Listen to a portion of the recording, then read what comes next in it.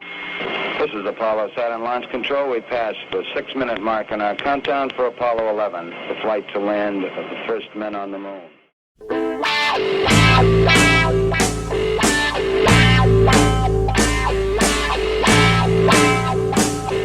We are still go with Apollo 11. 30 seconds and counting. Astronauts report it feels good. T-minus 25 seconds. Well, it's 1969, okay. War across the USA.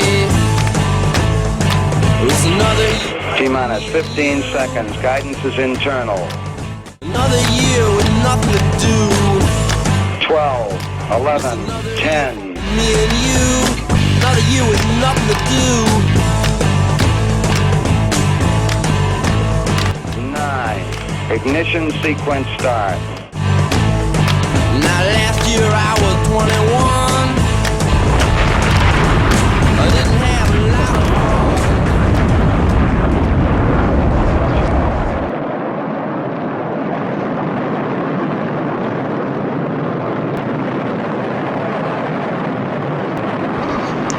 On the 16th of July 1969, the world watched as Apollo 11 launched into history, when its cargo included 3 men due to be the first humans to step onto the moon's surface.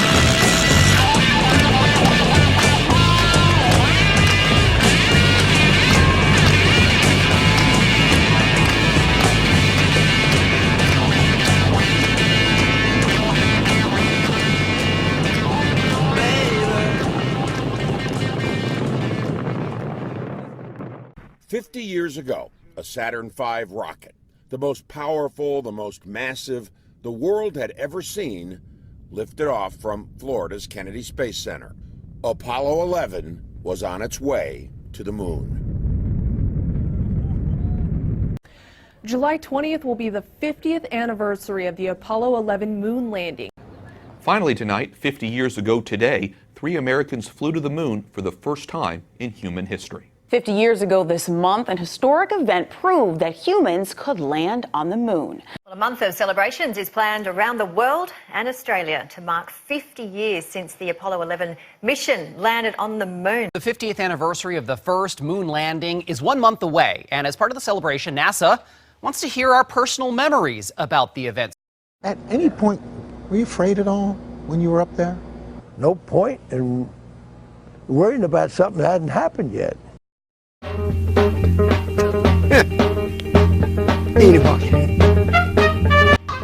And on the 20th of July, it was alleged that history had in fact been made, with images beamed back to Earth of Neil Armstrong stepping onto the lunar surface, followed by Buzz Aldrin, while the third crew member, Michael Collins, remained in lunar orbit. That's one small step for man, one giant leap for mankind. But the Apollo program started with an equivocal beginning. NASA had brought in German Nazi aerospace engineer Wernher von Braun as part of Project Paperclip, a then secret project which saw the US bring in nearly 2,000 Nazi scientists, engineers and technicians into various sectors of the secret services and military, and it was von Braun's Saturn V rockets which would become the space vehicles for the Apollo program. Remember, this is the same engineer who had designed the infamous V-2 rockets which blitzed Britain during World War II. And there's another thing which came up in the Apollo 0 film, which I learned, that von Braun wrote a book. Conquest of the Moon was the title of the book. Yes. It is commonly believed that man will fly directly from the Earth to the Moon, but to do this we would require a vehicle of such gigantic proportions that it would prove an economic impossibility. It would have to develop sufficient speed to penetrate the atmosphere and overcome the Earth's gravity. And having travelled all the way to the moon, it must still have enough fuel to land safely and make the return trip to Earth. Furthermore, in order to give the expedition a margin of safety, we would not use one ship alone, but a minimum of 3. Each rocket ship would be taller than New York's Empire State Building, almost a quarter of a mile high, and weigh about 10 times the tonnage of the Queen Mary, or some 800,000 tons. So that's what von Braun said in '53. Now, I will add something to this, because a few months ago somebody wrote to me and said, well, it's fair enough to say that, but actually what von Braun was talking about was a certain mission profile, a certain way of doing it, where they would basically take a lot more to the moon than they actually allegedly did in the Apollo missions. And I still think that even if you take into account that, okay, so they didn't take an enormous rocket back with them to the moon so they could get back again, because you don't, in other words, you don't need as much fuel to get back off the moon as you do to get off the Earth, for example. In 1961, President Kennedy laid down the gauntlet for Apollo's mission to put man on the moon before the end of the decade, thus igniting the space race for manned mission for the lunar surface, one they felt they had to win. I believe that this nation should commit itself to achieving the goal, before this decade is out, of landing a man on the moon and returning him safely to the Earth. If the Apollo program in certain aspects seemed to initially have honourable intentions to put man on the moon, it soon became clear that that mission would prove to be impossible. But there was too much riding on the Apollo program being a success, so it must at least appear to be a success at any cost, which astronaut Gus Grissom would fatally discover. He is well on record that Grissom was very sceptical about the technical state of the Apollo missions. In fact, he was so concerned about it, he did 2 things, and this is related in the Apollo 0 film. And he was so concerned that he just got fed up one day, and he went to his garden, got a lemon, cut a coat hanger wire and stuck it through the lemon, and he hung it on the Apollo capsule. And this is well documented. And when he'd done that, he decided, look, this is just a total disaster. I'm going to organise a press conference to tell people that this Apollo mission is never going to get off the ground. So we can't even talk between 3 buildings. He was in the capsule and he was trying to communicate with someone 3 buildings away, and he couldn't do it. The radio comms wasn't working properly. So he was saying this is a total joke, And that actually triggered an investigation. There was another guy who did an actual investigation. So this guy, they held a press conference and said, look, we're going to do an investigation. Apollo's in a state, we're never going to get there, we're never going to beat the Russians, it's going to be a real embarrassment. Let's pull our finger out and get this sorted out. That guy ended up 3 months later, he was dead, and his family was dead as well. He was killed when his car went on a level crossing, and the train crashed into it. He was killed. And then of course Gus Grissom was dead. Because of the Apollo 1 fire on the pad. By now the temperature and pressure were astronomical.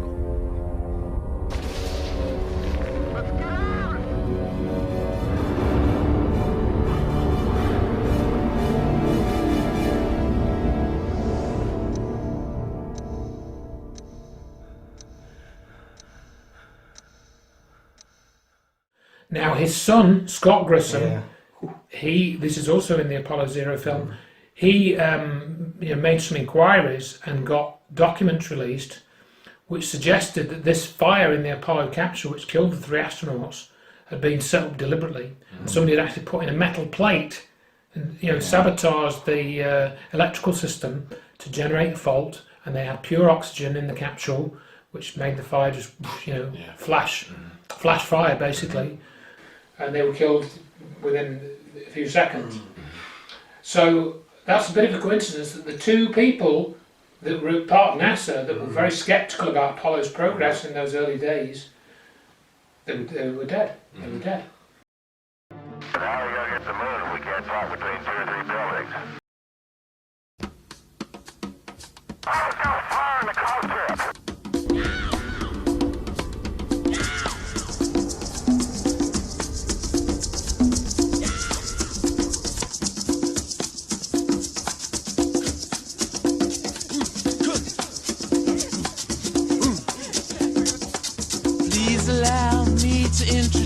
myself, I'm a man of wealth and taste. I've been around for a long, long year.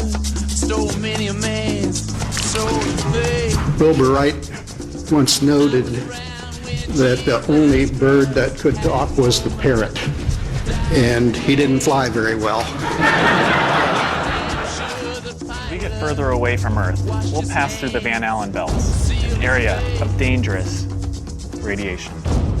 Radiation like this could harm the guidance systems, onboard computers, or other electronics on Orion. But Orion has protection. Shielding will be put to the test as the vehicle cuts through the waves of radiation. Sensors aboard will record radiation levels for scientists to study. We must solve these challenges before we send people through this region of space. Pleased to meet you. Hope you guessed my name. Any ill effects from the Van Allen radiation belt? No, now I'm not sure we went far enough out to encounter the Van Allen radiation belt. Maybe we did. The radiation belt surrounding Earth may be more dangerous for spacewalking astronauts than previously believed. Scientists say the phenomena known as the Van Allen belts can spawn killer electrons when the Earth's magnetic field changes. These electrons that are being studied could have an important effect not only on satellites, which has happened in the past, but could also affect the astronauts by creating large doses of radiation that could influence their health. The electrons can penetrate through various materials, including spacesuits, and can pass through, in fact, the walls of the space station, and can create high charges deep inside of these objects. No strange occurrences. Nothing like that. The space shuttle. Go ahead. The space shuttle went to 365 miles a few years ago. Because I worked in news, I saw CNN. They said that the radiation belts surrounding Earth were more dangerous than previously believed because astronauts saw shooting stars with their eyes closed just when they got within 600. We saw shooting stars, but they're not shooting stars from with your eyes closed, although they look like it. If you're out in space beyond the Van Allen belt, and probably within the Van Allen belt, you close your eyes and just pay attention. You don't notice unless you pay attention. Then all of a sudden you'll see a little flash like a shooting star, except it's like that. There goes one this way. Then one just blossoms. And then not that fast. Maybe you wait 3 minutes or 2 minutes and one goes whoosh. And what's happening is cosmic rays are hitting the back of your eye and exciting those sensors in the back of your eye. So that's what you see. And they got high enough apparently to close it. My guess is in Earth orbit, if you closed your eyes and just paid attention, then you would see them. The first time they were seen was when they went to 365 miles. That's 650 miles below or away from the radiation. Yeah, see, it's below. My guess if they just did it tonight. But see, if you're just going to sleep or closing your eyes or it's dark, you don't notice them. But if you'll close your eyes and pay attention, which we had an experiment to do, by the way, then you see them whistling by. Not on our mission, by the way, they hadn't been discovered yet. I saw them one day on the moon. It wasn't dark, and it was kind of dark, and I saw this flash of light, and it looked like it was on the moon, but really it wasn't. It was a flash of light in my eye. Belts are 1,000 miles to 25,000 miles above the Earth. And we went right out through. If they didn't go to the moon, this is a really significant event in human history. I mean, think about it, Sean. Let's say on one hand, they could go to the moon. They could plant a flag on this lifeless rock with 1960s technology, even though they can't repeat it today. Or the other possibility is they couldn't do it. They lied about it. They murdered people to keep it a secret. They embezzled billions of dollars. So what we have here, if the moon landings are indeed fake, and I know for a fact that they are, that is actually more significant of an event historically than if they had actually gone. So what we have is one of the greatest events in human history, which is the faking of the moon landing because of a flaw in our character as a human race, and this great truth is being withheld from mankind. So, I wish it were a theory. 3.5 years into this 5-year project, if a funny thing happened on the way to the moon, I still gave them the benefit of the doubt. But I said, there's at least a 1 out of 4 chance that they didn't go. 3.5 years into it, I pop in this tape that had never before been seen. It says at the beginning of it, do not show to the public, and it's the only unedited reel that I had at that point received from NASA. Everything was pre-washed, pre-assembled for the news media. This was the same shot for an hour of them allegedly showing the Earth floating in space, and you'll see from the film it's a completely contrived 1-foot model of the Earth, proving that they were on the rocket, but they never left Earth orbit. Hello, Apollo 11. Houston, Goldstone says that the TV looks great. Over.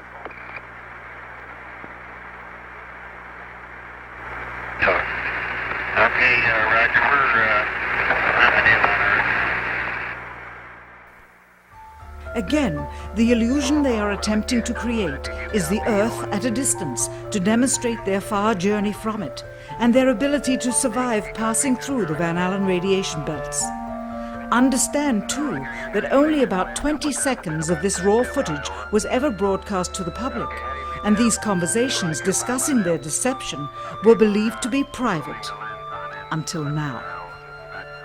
Here they discuss that these television transmissions were in fact not broadcast live as everyone believed. They were first screened and edited for playback later.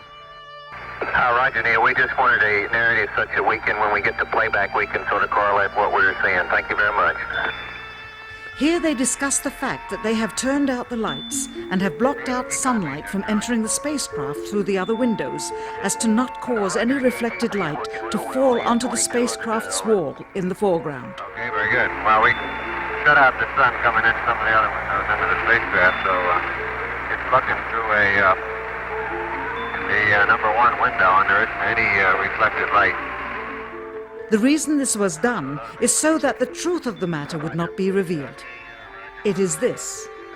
Though the federal government would have you believe that this is a view of Earth from a distance out of the spacecraft's window as it nears the moon, it is not.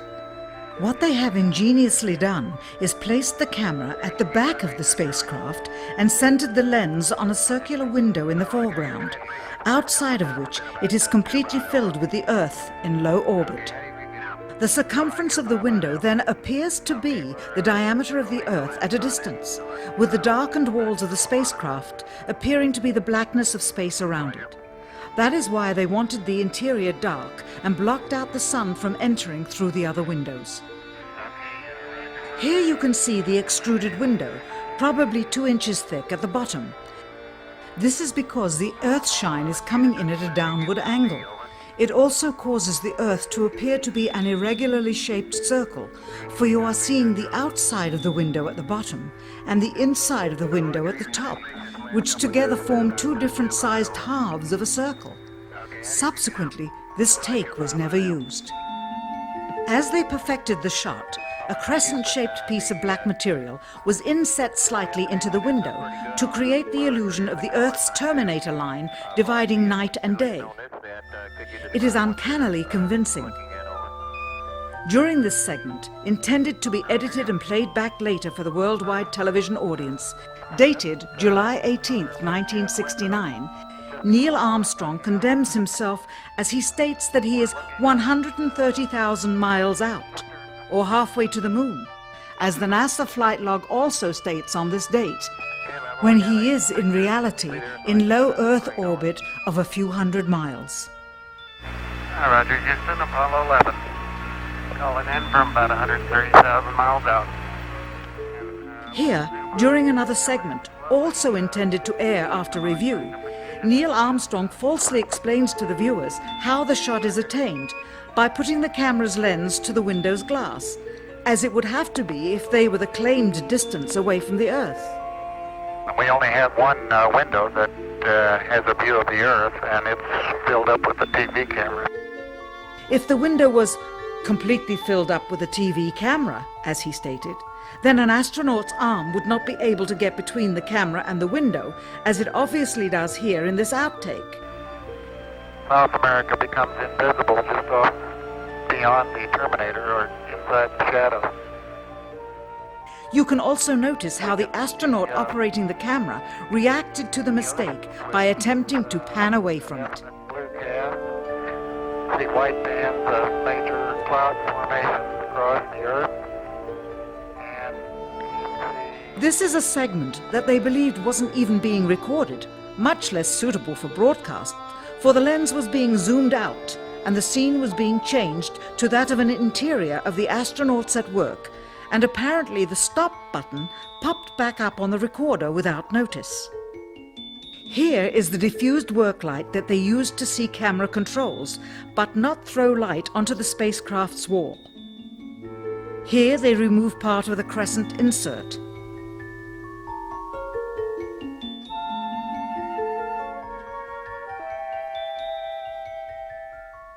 Finally, the iris is opened up and you can see the real location of the camera and the very bright and near Earth out the window.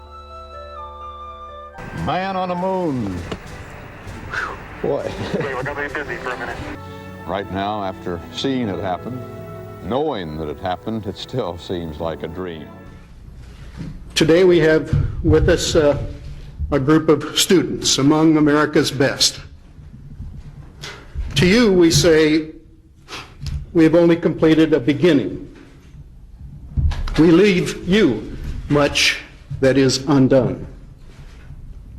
There are great ideas undiscovered, breakthroughs available to those who can remove one of truth's protective layers. So what is Neil Armstrong trying to tell us? And again, I think if you watch the body language of what he's saying, and look at him, because when he's saying this, he's not looking at the audience. Yeah. He's looking around behind him, as if he's saying something to the people. He's sending them a message. So what exactly is Neil Armstrong saying? And I think he's saying, in a word my interpretation is, we didn't go. So I selected a 7-minute long Neil Armstrong interview from 1970, transcribed it, and I've asked Peter to analyse it, which he's done. The Earth is the only visible object other than the sun that can be seen, although there have been some reports of seeing planets. This is his second sentence after reporting in both passive and universal language. He tells us in general terms what you, universal unnamed, can know, similar to what would be reported in a textbook. Please note the inclusion of some reports. He has thus far avoided giving us personal experience that is highly expected in such an event. This is an indication of avoidance of the response.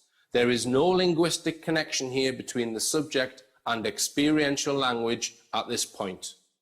The rule of the negative. Truthful people tell us what they saw, heard, and experienced. When one tells us what they did not see, a la part 1, or hear or experience, the analyst recognizes that this sentence increases in importance. When you were actually walking about, did you have any difficulty in distance judging? Because I think I heard you say once that far things looked quite near. Far things look quite near. The topic is sight. The one being interviewed is singular. We look for him to answer with I saw in some form. Sensory is very individual. When it is discussed, one may then say the thoughts or perceptions of another. But here he is interviewed alone and is being asked for first-person eyewitness account. He does not give a first-person singular account. Yes, we had some difficulties in perception of distance. For example, our television camera, we judged to be from the cockpit of the lunar module only about 50 to 60 feet away, yet we knew that we had pulled it out to the full extension of a 100-foot cable. Similarly, we had difficulty guessing how far the hills out on the horizon might be. The peculiar phenomena is the closeness of the horizon due to the greater curvature of the moon than we have here on Earth, of course 4 times greater, and the fact that it is an irregular surface with crater rims overlying other crater rims. You can't see the real horizon. You're seeing hills that are somewhat closer to you.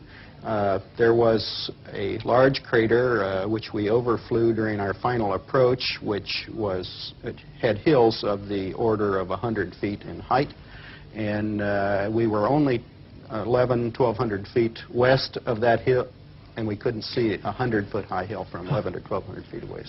Perception. He does not speak for himself, including in the realm of perception. This is to address the brain's interpretation of what was seen or experienced. He consistently in the interview tells us what we saw, we thought, we perceived, as well as what you saw, and so on. Although many of these topics were likely discussed, he should still be speaking for himself. This use of we is most unexpected. We must now consider that if he is not deceptive, why does he have a reason to join a crowd, even in personal experience and perception? Okay, so Peter Hyatt now gives his conclusions. He says, Neil Armstrong does not linguistically connect himself to the lunar landing. This is evident in his consistent distancing language, including intuitive pronouns and passivity. What may have caused this? So Peter Hyatt now gives 4 possibilities. Remember, he's a professional analyst, so he's covering his bases here with these 4 possible reasons. You'll see in a moment why I'm saying that. So the first possibility is that there is a security mandate. So Neil Armstrong's been told, you're not allowed to tell anyone about what you saw, right? The second is that this is his baseline. So in other words, he talks like this all the time, even when he's talking to his wife. So say his wife said, Neil, did you enjoy yourself at the pub? He would say, when you go to the pub, you do enjoy yourself if you have a beer with your friends. He goes around talking like that, right? So I don't put much credibility in option 2. Option 3, he's a liar. He's deceptive. Lack of commitment mimics deceptive language. The lack of personal commitment in context is stark. Like I say, Peter Hyatt obviously didn't want to put all his eggs in one basket. The 4th is unknown. Okay, so he's hedging his bets a little bit. But I know where my belief lies there. Personally, I think it's number 3. I don't think Neil Armstrong walked on the lunar surface. And you've also got to bear in mind here that Peter Hyatt is an American who completely believed the Apollo story. He wasn't aware of any conspiracy stuff before he did this analysis. So this is a 100% believer. Okay? So in his emails with me after he did this analysis, this is what he said. This was so unexpected that I ran it by another analyst. I grew up at age 7 with his account. There's a strong emotional connection with childhood national pride. The teachers repeatedly visited it, including newsreels. I did not expect this. I originally felt guilty wasting your money. Your money. But after the first few answers where he is linguistically nowhere to be found, I realized that there is more here than what is ridiculed. Heather, too, that's his wife, who was also a trained analyst, is shocked. We both said the same thing. Things we dismissed as crazy years ago have been proven true more and more. We need to stay more open and explore. Armstrong, Collins, and Aldrin were made to sit and brief the press for nearly an hour and a half. At times, all 3 men exhibited a type of disinterest or absconding emotion, not to mention outright lying. The most obvious error was in an answer given by Collins. The astronauts were asked if they could see stars from the surface of the moon. Armstrong answered, I don't recall. Then Collins, in an attempt to cover for Neil's mistake, and remembering his equal communal experience of sharing the capsule in Earth orbit for 8 days with his crewmates, blurted out, I don't remember seeing any. I have 2 brief questions I'd like to ask, if I may. When you were carrying out that incredible moonwalk, did you find that the surface was equally firm anywhere, or were there harder and softer spots that you could detect? And secondly, when you looked up at the sky, could you actually see the stars and the solar corona in spite of the glare? The first part of your question, the surface did vary in its thickness of penetrate. One must be quite cautious in moving around in this rough terrain. We were never able to see stars from the lunar surface or on the daylight side of the moon by eye without looking through the optics. I don't recall during the period of time that we were photographing the solar corona what stars we could see. I don't remember seeing any. I don't remember seeing any.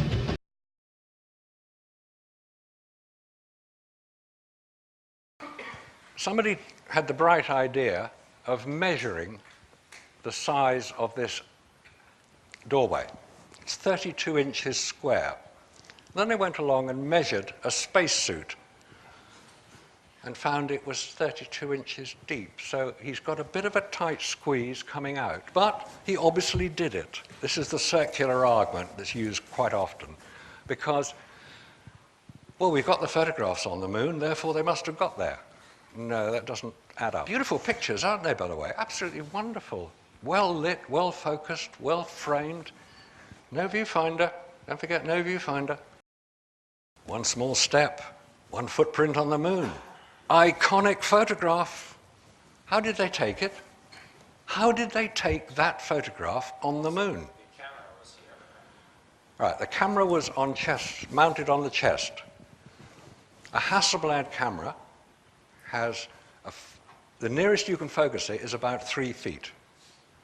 So, you take it off the chest, you point it at your foot, and you take one photograph. No, that is not the way it works. It's beautifully exposed, it's right in the center, you're seeing exactly what you expect to see. That was taken here on Earth under controlled studio conditions. And if anybody can prove me wrong, I'd love to hear it. For 20 years, I have asked that question. Please prove me wrong. I'm still waiting. But where's the tangible proof that we went to the moon, huh? There isn't any. Actually, there is. While the astronauts were on the moon, they laid out a reflective material called retroreflectors. So today, when an observatory on Earth aims a high-powered laser at them, it bounces right back.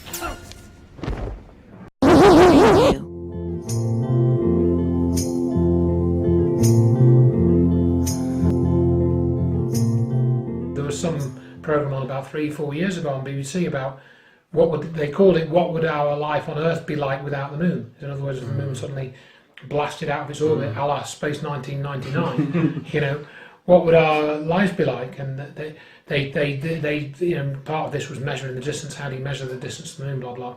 And they went and saw this research lab in the US where they were firing this laser, and they said, "Oh well, our super duper laser." What it does is it fires a bundle of 1 quadrillion photons at the moon. And how many do we get back, do you think, the scientist said? And the presenter said, I don't know. And she said, 1. They get 1 photon out of a quadrillion photons back. Dr. Russet Macmillan carries out the laser ranging at Apache Point. So you're now sending pulses of laser light out towards the moon? That's right. They're going to travel to the moon, get reflected, come back, and get detected by our detector. So how much of the light do we actually get back? Well, we're sending out about 100 quadrillion photons with each pulse. If we're lucky, for each pulse, we might get back 1 photon. 1 photon back? 1 photon out of 100 quadrillion.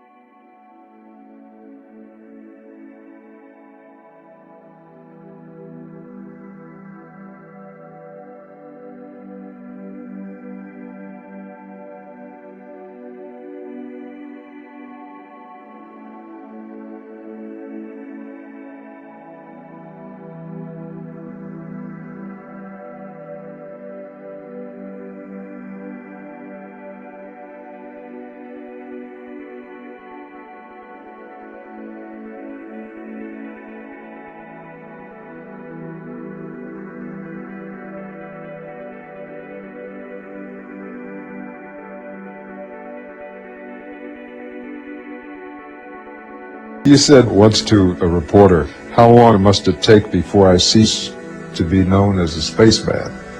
Why'd you make that comment? I guess we all like to be recognized not for one piece of fireworks, but for the ledger of our daily work. The key thing that I came across, which I think sealed it for me, was the picture of Charlie Duke's family. And you left a picture of your family. I did. One of the final things I did on the moon was to drop this picture and then took the picture of the picture. So this is what you left? That's what I left, yeah. The Impossible family photo of astronaut Charlie Duke.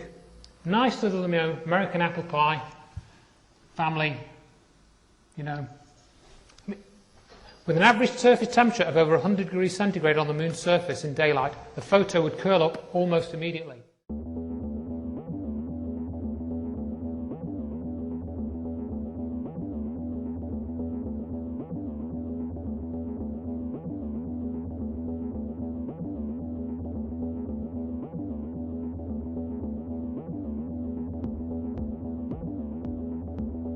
You are looking at a series of photos taken from EVA-3 of Apollo 16. Every photo in this magazine is completely ruined by these smudges you see.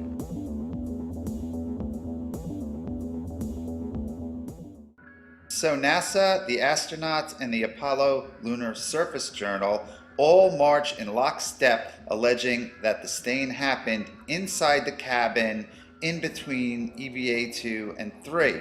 This is because the surface of the moon is a near vacuum, and all moisture and liquid would boil immediately in the vacuum of space. And indeed, this entire story is a complete fiction. It's a fraud and it's a lie, and NASA knows absolutely with 100% certainty exactly when that smudging happened, and it did not happen in between EVA-2 and EVA-3 inside the cabin of the lunar module. It did not happen then. Furthermore, the Apollo Lunar Surface Journal is absolutely wrong in its assertion that this smudging happened as the result of contact with a damp, dust-laden cloth. And what you see is the familiar splash pattern of a spill. Something was spilled on the camera. It has been well documented that the astronauts had a problem with the suction straws inside their helmets that allowed them to take sips of orange juice. The straws would accidentally squirt orange juice all over them and into their helmets, and this was a big problem on the mission, and the orange juice actually seeped into the neck ring. And it appears obvious now that the orange juice leaked through the neck ring at Station 9 and caused the camera to be stained. And that is direct evidence that they could not possibly be on the moon, because if orange juice could leak through the helmet lock, then the helmet lock was not properly sealed to protect the astronauts from the vacuum of space. And this is because the helmet and the neck ring, in order to be airtight, must also have been watertight, because water molecules are bigger than air molecules. So if water escaped, then oxygen also escaped, and the suit would not have been pressurized, and in that case, the astronauts would be dead.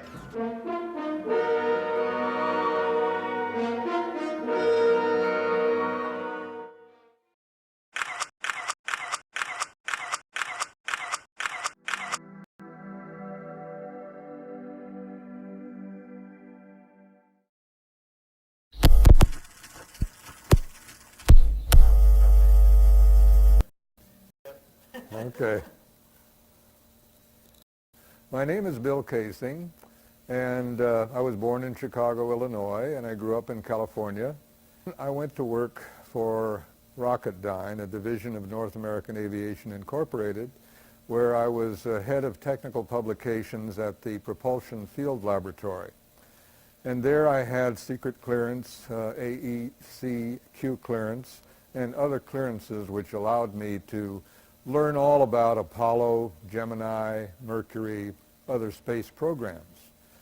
After I quit Rocketdyne, I became a freelance writer. I got a book contract, and needing a good place to live, my wife and I bought a 75-foot Coast Guard cutter, which had been converted to living aboard.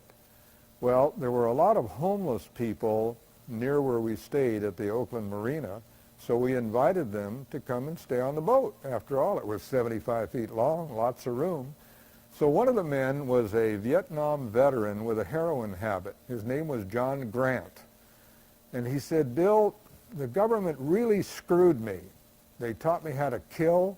They sent me to Vietnam. I killed a lot of innocent people. He says, I'm very bitter at this corrupt government He said, "You're a writer. Why don't you write something outrageous like, say, we never went to the moon?" And that's exactly where I got the idea from John Grant in 1974 at the Oakland Marina. Prior to that time, I, like almost everybody else in the United States, believed that we went to the moon. I am Werner von Braun. This motion picture was produced to enable you to experience more personally and vividly the most dramatic events of the Apollo 11 story. The pictures and sounds are real, recorded in real time, where the action really was. So, come with us. We are going to the moon. 6, 5, 4, 3, 2, 1, 0. Ignition sequence start.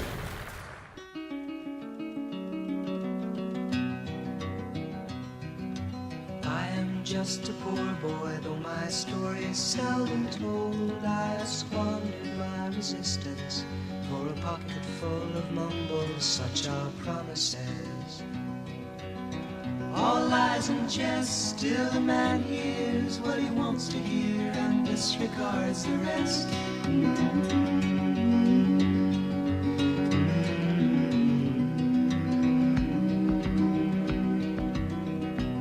When I left my home and my family, I was no more than a company of strangers in the quiet of the section, and scared. Laying low, seeking out the poorer quarters where the ragged people go, looking for the places only they would know. La la la. La la la la la la la la la la la la la la la la la la. Asking only workmen's wages, I come looking for a job, but I get no offers. Just to come home from the wars on 7th Avenue. I do declare there were times when I was so lonesome I took some comfort there. La la la la la la la.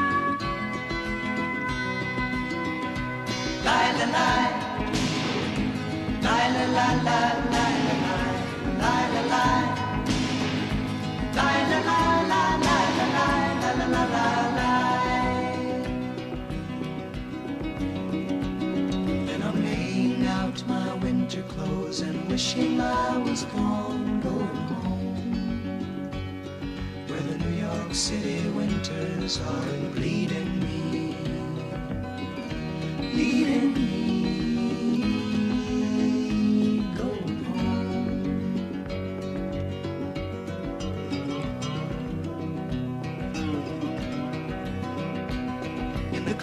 Stands a boxer and a fighter by his trade, and he carries the reminders of every glove that laid him down or cut him till he cried out in his anger and his shame, I am leaving, but the fighter still remains.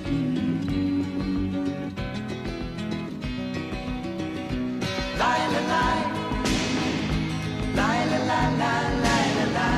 La la la, la la la la la la la la la la la, la la la la la la la la la, la la la la la la la la la, la la la la la la la la la, la la la la la la la la la la, la la la.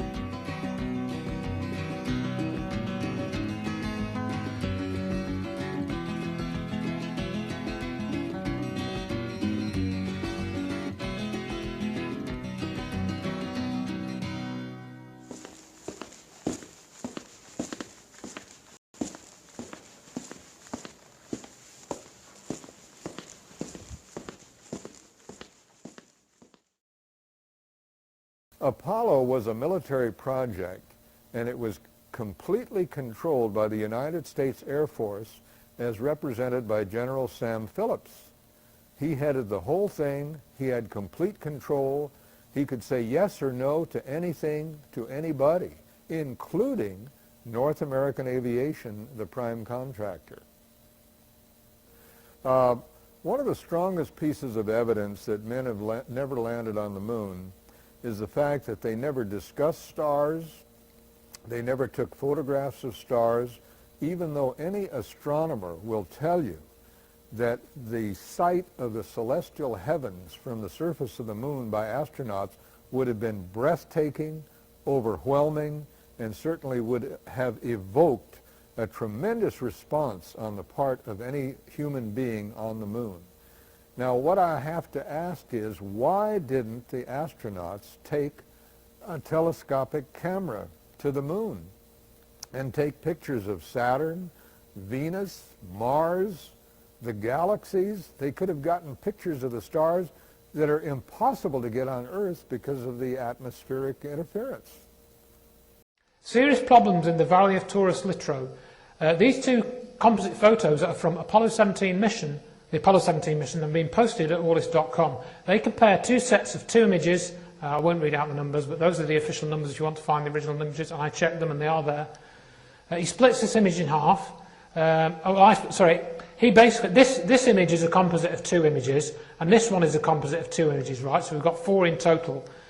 Now, and then he made this one here. So what I did was I split these two from his site, and then I made an overlay with these two images so you can see this. And I rotated this by 1 degree to get this so you can see this, and you'll see. Now you can see the similar or same shadow angles of the astronaut and the LEM seem to rule out it was taken at two different locations. So we've got the astronaut shadow there and the LEM shadow there. You watch this. Oh look, the lunar module's moved. Nothing else has. How did that happen? Remember, they're supposed to have landed in completely different locations. This is a bit of a problem. This is much more damning to me than shadows ever were. There's the lunar module. No, it isn't. There's the lunar module. Which is it, NASA? The moon landings are interesting because that's what kind of got me into this field. Yeah. When I found out that there's distinct evidence that the moon landings were faked. There's the photographs, for example, look like there's artificial lighting. Now, but you see, if you go to a place like the moon, there's only one light source, which is the sun, and they didn't bring any flash bulbs with them or anything like that. They just used the light. They used the sun. And of course, if you do that, I mean, this is going to be a problem if you're taking pictures on the beach.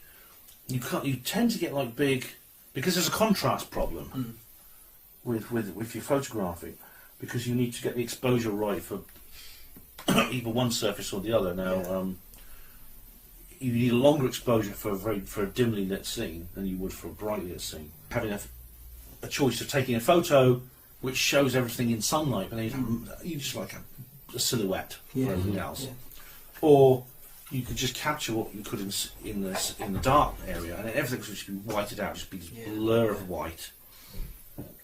And of course, you don't see that with the lunar photos. What you see is something which is much more evenly lit. Yes, it does, yeah. As if they'd used like reflector boards or flash bulbs or floodlights from the other direction. So that's a problem. Now the skeptics say, oh, it's just light reflected off the lunar surface. Well, it doesn't work because the lunar surface has about the same reflectivity. It looks grey, but it's actually black. It has the same reflectivity as tarmac. Yeah, yeah. That's how it...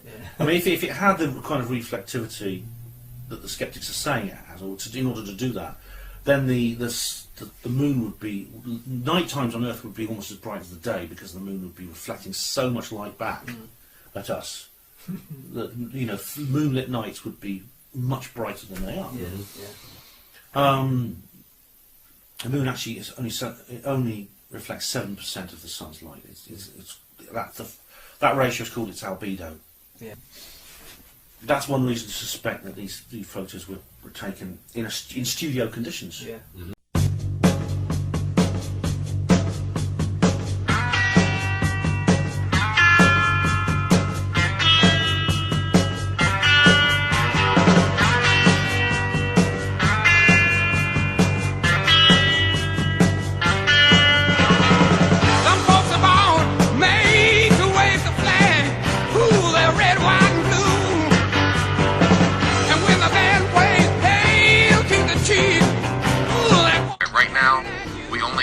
fly in Earth orbit. That's the farthest that we can go. We only can fly in Earth orbit. That's the farthest that we can go. And this new system that we're building is going to allow us to go beyond and hopefully take humans into the solar system to explore. So the moon, Mars, asteroids, there's a lot of this. Well, you're talking to the wrong guy. Why don't you talk to the administrator at NASA? We're passengers. We're guys going on a flight. We're not. Enough of that. Do the dog. Now the house looking like a rummage sale. Yes. It ain't me. It ain't me. I ain't no millionaire. Why has nobody been to the moon in such a long time? Because we didn't go there, and that's the way it happened. And if it didn't happen, it's nice to know why it didn't happen. Once we travel beyond low Earth orbit, the crew will be exposed to larger amounts of radiation. So we have to design both the crew protection systems and our electronic systems to withstand this radiation. Ooh, they send you down to war. And when you ask them how much should we give, ooh, the only answer, more. I'd go to the moon in a nanosecond. The problem is we don't have the technology to do that anymore. We used to, but we destroyed that technology, and it's a painful process to build it back again.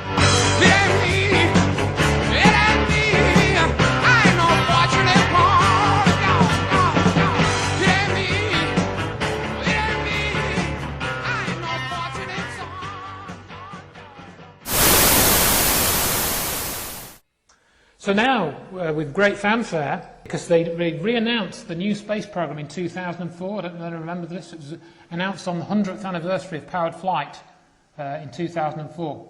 And this probe, Lunar Reconnaissance Orbiter, was launched. Now then, we will try to establish if the LEM can clearly be seen on the moon by Lunar Reconnaissance Orbiter. This is a picture of the spacecraft, various things. It's meant to have a pretty good camera on it, high-resolution camera. Oh dear. You guessed it, folks. That is meant to be the lunar module from Apollo 11. Really? Seriously? That's NASA's evidence. That is on their website. You can go and look at it. Now then, let's do some calculations again. So I measured from the NASA image. That length was 145 pixels. You know, the little dots that make up a computer image, they're called pixels, picture elements. So 145 of those dots equals 200 meters on that picture, right? So this would reduce the LEM to 7 by 7 pixels, right? So in other words, that thing there should be 7 by 7 pixels, basically. That black area should be 7 by 7 pixels on that original NASA image, right? Now, I zoomed into this on that NASA image, and that area there, this is a little paint program you can see here, I've got images 28 by 22 pixels. So that's 25 by 25 pixels, roughly, with the margin of error. I calculated it should be 7 by 7. So this image is about 3 times too big. So the Lunar Reconnaissance Orbiter image, according to the figures that NASA give, is 3 times too big, according to my calculations, on that picture. If we were to compare this with the images from LRO here, we don't see this same level of detail, and we've got all these vertical lines. So what's going on? As a lot of you may remember, before the Lunar Reconnaissance Orbiter was launched, propagandists typed about how it would be able to see the lunar module, its legs, the lunar rover, the flag, the ALSAP, etc. But the first photos beamed down instead showed pixelated blobs that are indistinguishable from boulders. Conspiracy theorists complained that these images don't show much of anything and are very poor quality. Will we in the future get even closer images, better images? We will get a higher resolution. We're in this commissioning phase orbit right now, which is elliptical orbit with the closest to the planet, closest to the moon we get is over the South Pole. That's about 30 kilometers. And at the North Pole we're about 200 kilometers above the surface. Now that LRO has entered its mapping orbit of 50 kilometers, we have the results. Since entering this orbit, the LRO has returned one photo of the Apollo 17 landing site and one of the Apollo 11 site, both with a resolution of 0.53 meters per pixel, and one photo of the Apollo 12 site with 0.49 meter per pixel resolution.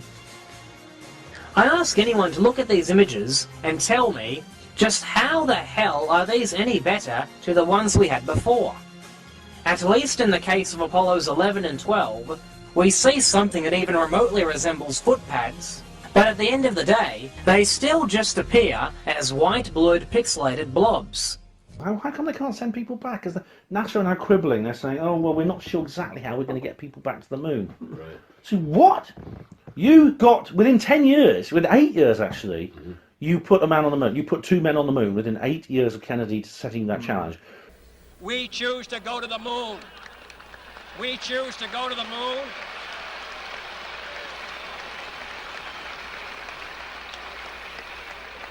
We choose to go to the moon in this decade and do the other things, not because they are easy, but because they are hard. You know, with all the political pressure, without all that, with no political pressure today, with 21st century technology, you say you can't do it. So basically, the moon is another thing that I'm very suspicious of the moon landing.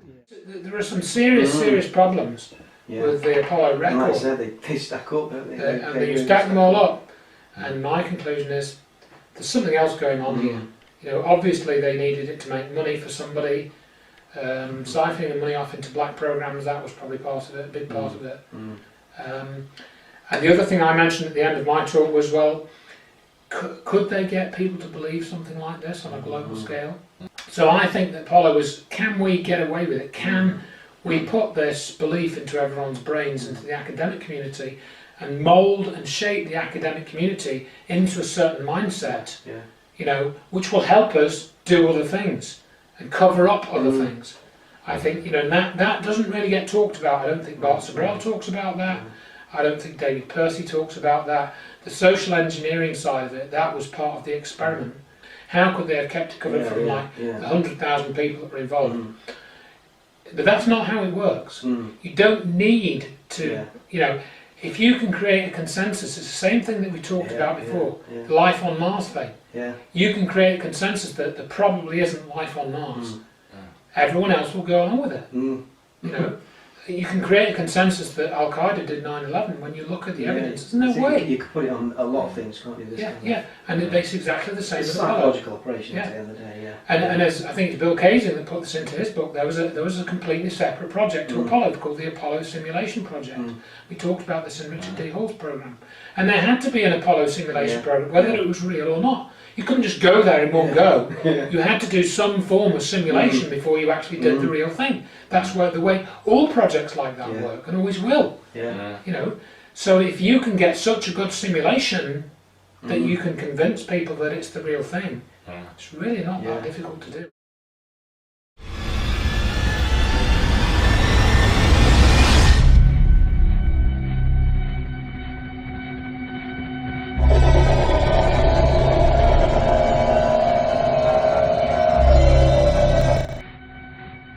I think there's vast amount of evidence to suggest that they didn't happen. That was shot in a studio. Must have been shot in a studio. It was filmed in a TV studio. There's absolutely no doubts whatsoever about that.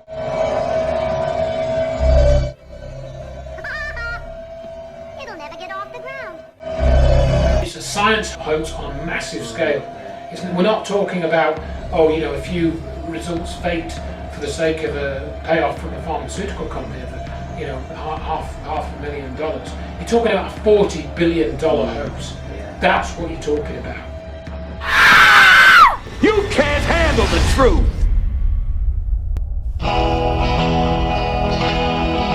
And so we have arrived at the 50th anniversary of the apparent Apollo 11 lunar landings, on which subsequent Apollo lunar missions followed, all behind the compelling evidence of them all being hoaxed, with some of that evidence presented in this film. And while it may at times seem easy to display anger and frustration towards the astronauts involved, as it was these men who were thrust into the centre stage of the hoax, We mustn't forget that some of these astronauts found it easier than others to play the hero, as they were all seemingly proud Americans serving their country in what would have been presented as one of the greatest achievements of mankind to date. This naturally would have sat very heavy on many of them, as they continued to dutifully play their part, quite possibly in the shadow of grave threats. So I ask viewers to maintain respect for these men, as they carried the heaviest of burdens their entire lives, and it's obvious some of them were plagued by that weight they had to carry, and still do. So we must give dignity and respect to those who both carried the burden dutifully, and for those who suffered the consequences of challenging the apparent Apollo legacy. Good night.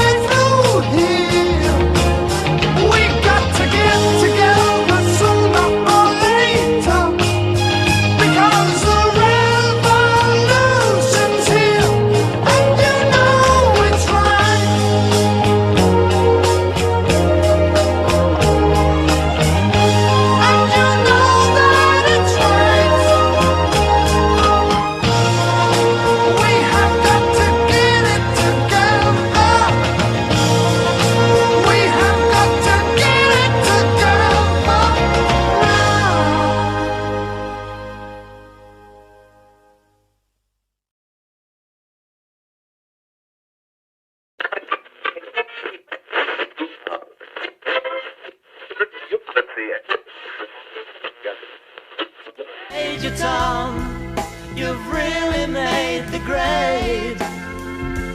And the papers want to know whose shirt you wear. Now it's time to leave the capsule if you dare. This is Major Tom to ground control. I'm stepping through the door, and I'm floating in a most peculiar way. And the stars look very different today. Here am I floating round my tin can, far above the world.